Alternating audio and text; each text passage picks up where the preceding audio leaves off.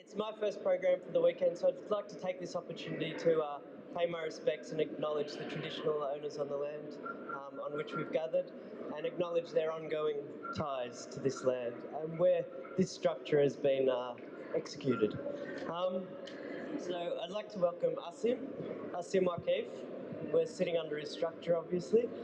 He's been a bit of a star the last month working on this project, as well as answering all our media requests. So he's done lots of these interviews.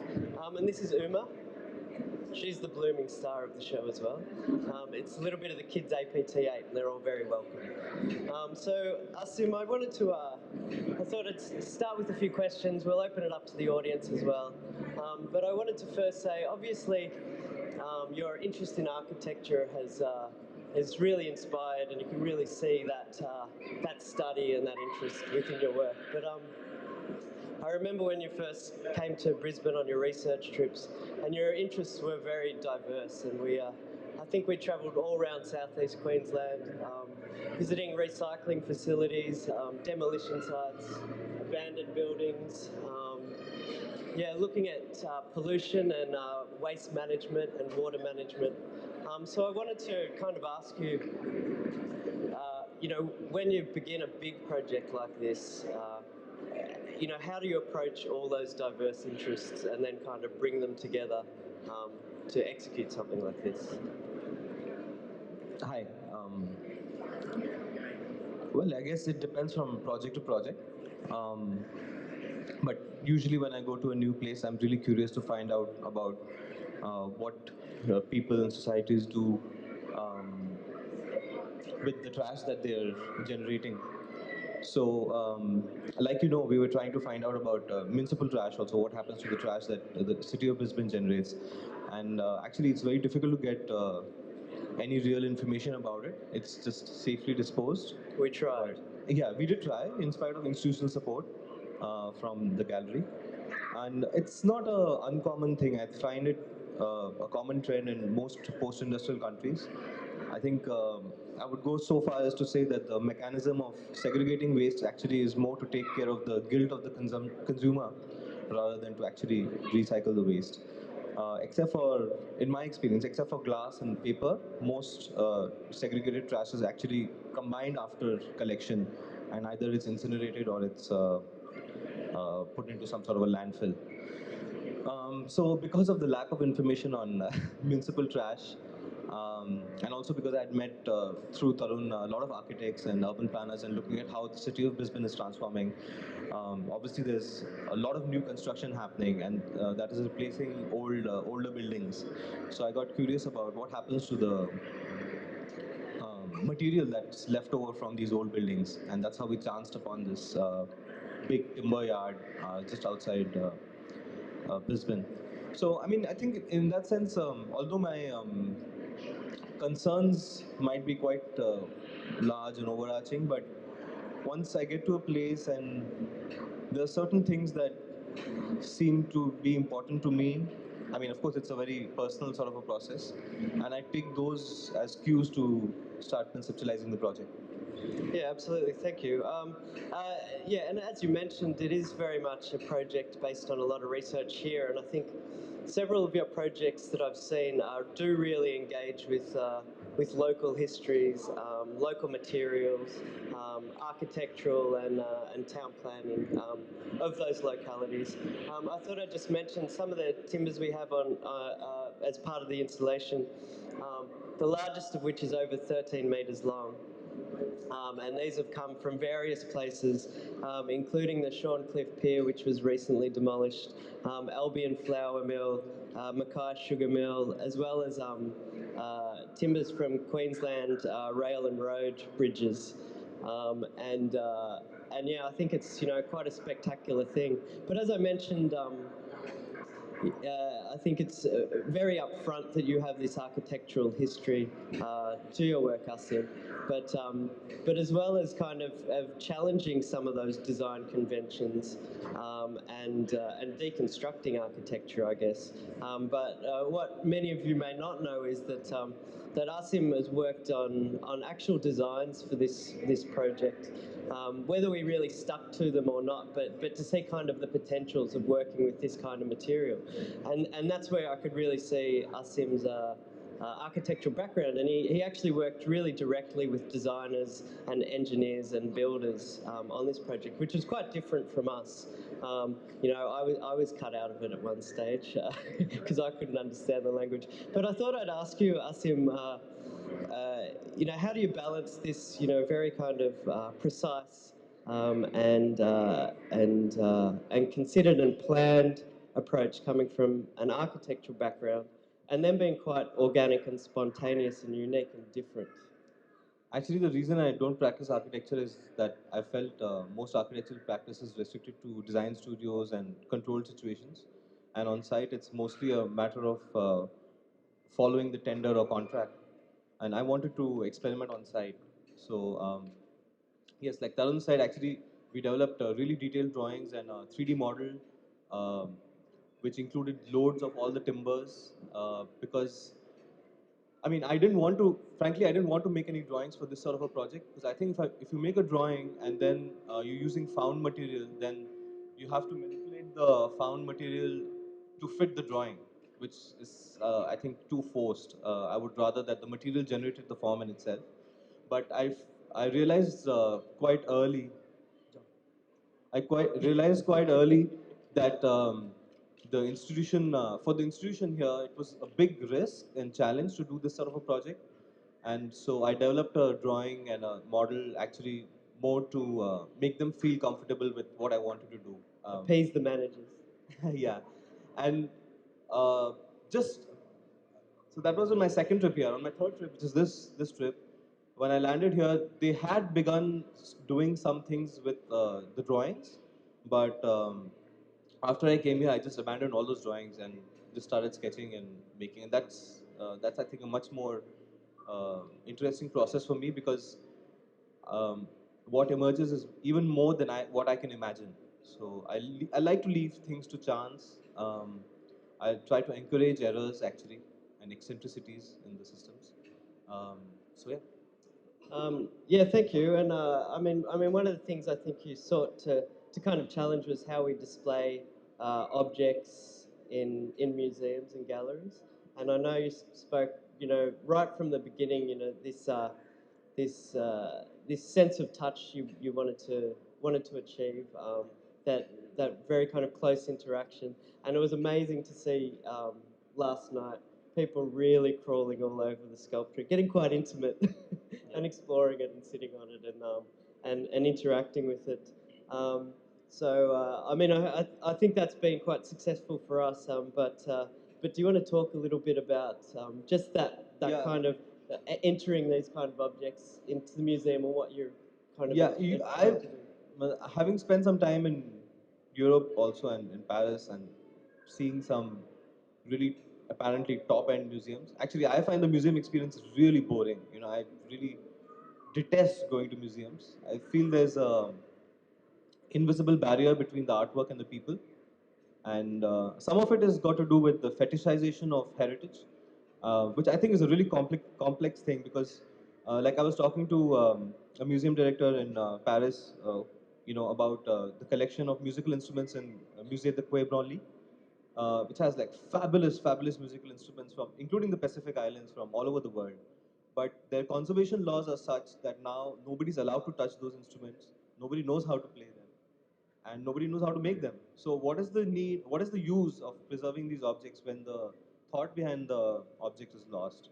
So I think that's a really uh, difficult sort of a situation that we have put ourselves into, especially in a city like Paris, which is so conserved and preserved.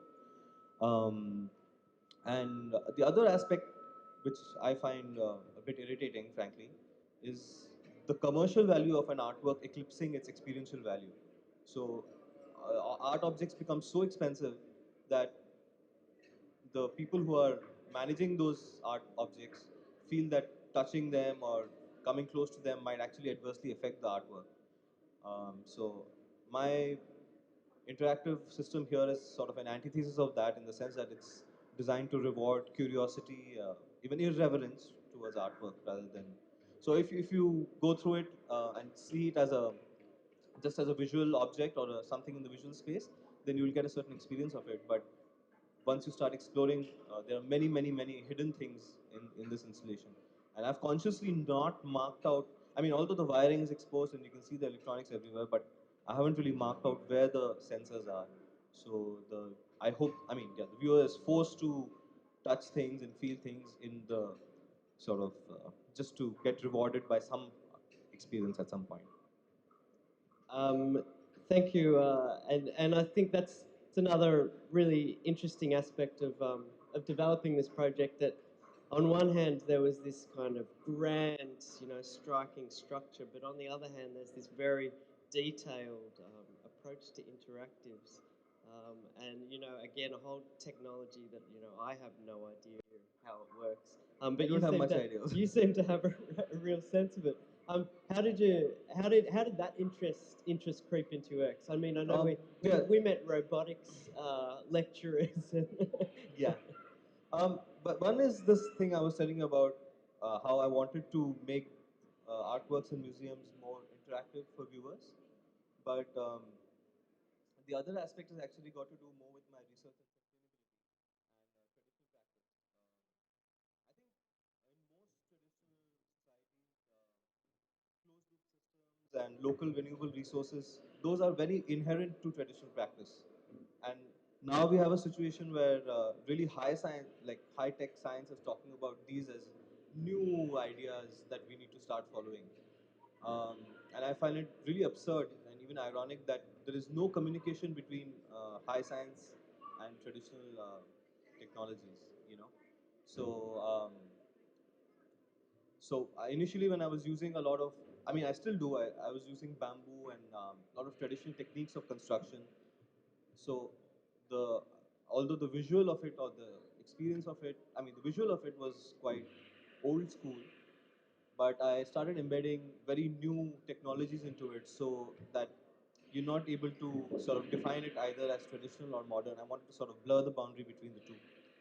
So, and I think today everybody's so comfortable with technology and touch and those sort of things that it's um, it's just waiting to come into the art world. So, I mean, a lot of people, artists are using it anyway. So you can hear some of it going on at the moment. Um, I thought I'd just touch, just go back to kind of your practice in India, and I mean you had quite a different entry into the art world, I guess. Um, Maybe not so deliberate or not so planned. And I mean I often hear in India that artists do feel like there's a bit of a lack of public opportunities or non-commercial opportunities in India. Although, of course, the commercial art world is huge and has a great international reach. But interestingly, I think one of your first projects or first major projects was at an art space called Koj in Delhi, which is really has been a pioneering art space in India, non-commercial art space. Um, and I think along the way you've also created some really interesting public interventions. So I want, as well as maintaining, commercial representation, which is, I mean, a whole other side to your work in a sense. So I was wondering if you could comment, and in light of the Kochi Biennale that's developed, and maybe giving some artists the opportunities to be a bit more experimental, like you have been. And I mean, do you feel there is those opportunities in India? And do you feel that other artists are starting to explore them as well? yeah, I think there are many different sides to that. The potential of public work or non-commercial work. Of course, we don't have the sort of institutional support that is there in countries like Australia or in many countries in Europe, and our public institutions and public museums are just beginning to catch up with contemporary practice, and they have a long way to go. I mean, they have taken some steps. I'm optimistic that they'll develop, but Um, but and also, in the last few years, we've seen some private institutions, um, some, Kiran Museum and some other museums, as well as the Kochi Biennale, which are providing more space for non-commercial work. It's really good, I think. But what I find actually in India is that there's so much potential for doing public work, which is not possible in a place like Australia because the systems and regulations in countries like Australia are so strong that it's almost impossible to get permission. In India, I just go and do a project, and if somebody stops me, I discuss at a human level, even if it's a policeman or whoever it is. And as long as I'm not threatening somebody else's space and I'm not sort of occupying or going to sort of possess it for, like in that sort of a sense, people are very open, to doing public things. But here it's like just impossible. Yeah, even if I want to put like something on the grass over here, it will take months and months and it probably won't happen. So I think actually India has a lot more potential, but yeah, the institutional support is not that good. Yeah. And I think you have been able to achieve some really interesting projects in India, and using abandoned building spaces. I know you did that fantastic project on the Jamuna River. Do you want to tell us, everyone, just a little bit about that, or one of those Um, projects? well, I wanted to do a. Well, it's also got to do with ecology. The river in Delhi is really, really filthy. A lot of the sewage from the unplanned part of the city, as well as some of the planned part of the city, goes directly into the river. So, um, and at the same time, in Hindu tradition, the river is really important. It's a mother goddess, and people go and pray at the river. And it is believed that if you have a bath in the river, then you wash away your sins as well as the sins of your ancestors. But strangely, I found that these people were going and having a bath in this really filthy river, but they felt that they were getting purified. So I wanted to tackle that sort of a dichotomy. So I did a huge campaign about how the river goddess has come back and she's trying to talk to the city and trying to use the surface of the river as a billboard to sort of ask for help, more or less, or ask for assistance or sensitivity. And I could not get any funding for it because everybody said you'll never get permissions to do it. And the permission of those sort of areas is quite complicated.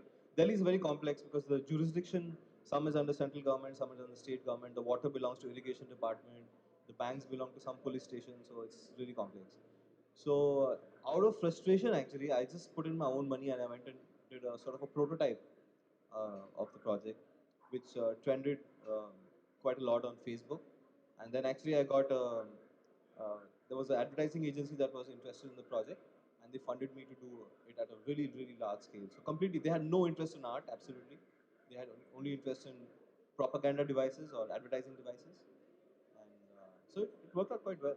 It involved installing lights on the Yeah, on the yeah. on I mean, the this whole installation discarded was made bottles. out of discarded water bottles, and each bottle had a light with a battery inside it.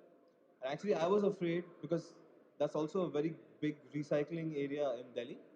So I was afraid that if I install this work, that the recycling guys will steal it and sell it. So I sort of I co-opted that situation by getting them to take care of it by paying them like a few dollars a day or whatever. Yeah. Thanks.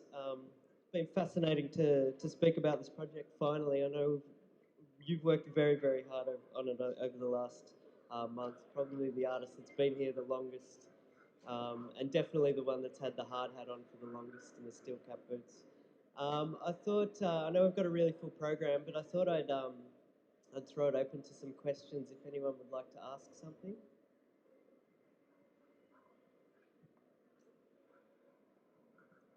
I'm just curious as to what is going to happen with this structure once the APT is finished.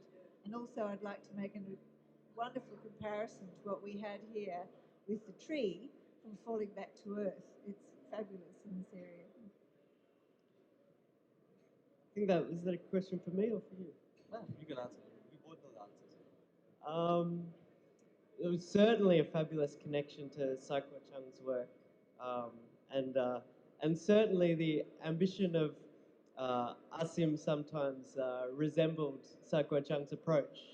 Um, you know, making us all sweat it out, all the museum staff sweat it out.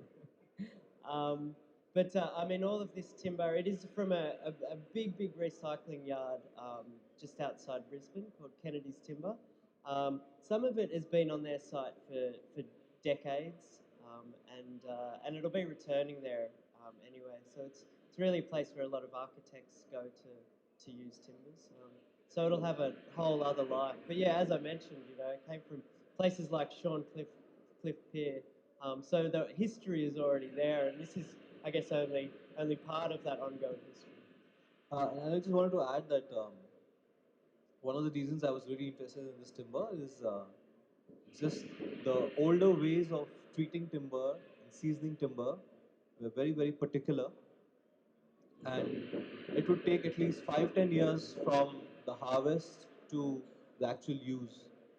Um, Today we have a situation where we are mostly poisoning timber for seasoning to keep insects away, and then we call it eco-friendly, which I don't agree with because most of those chemicals are industrially produced. And even in this installation, the timber that's about less than 20 years old has twisted and turned, but the really old timber is really dead straight and it's so hard. The longest, I mean, most amount of time it's taken us is to drill holes through this. And we've gone through so many bits and it's really hard, good timber. Earlier, the trees were much larger and only a certain section of the tree was used. Now, we don't have that age of trees anymore. And of course, the seasoning process has completely changed. So. Are there any other questions? We might have time just for one more.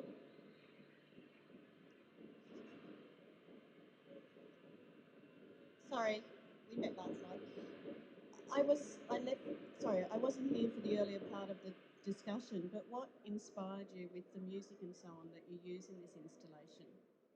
Could you repeat the last sentence? What was your inspiration for the music and so on that you have used in this installation? Um, I thought it was more like noise, not music. But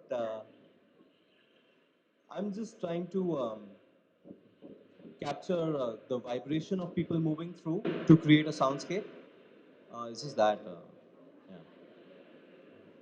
yeah. I think we might leave it there. I know everyone has to rush off to all the other programs this weekend. So thank you very much for coming. Thank you. Thank you, Asim. Thank you to Uma as well. She's disappeared now. She's the real star. So thanks everyone. Enjoy your Thank you. afternoon. Thank you so much.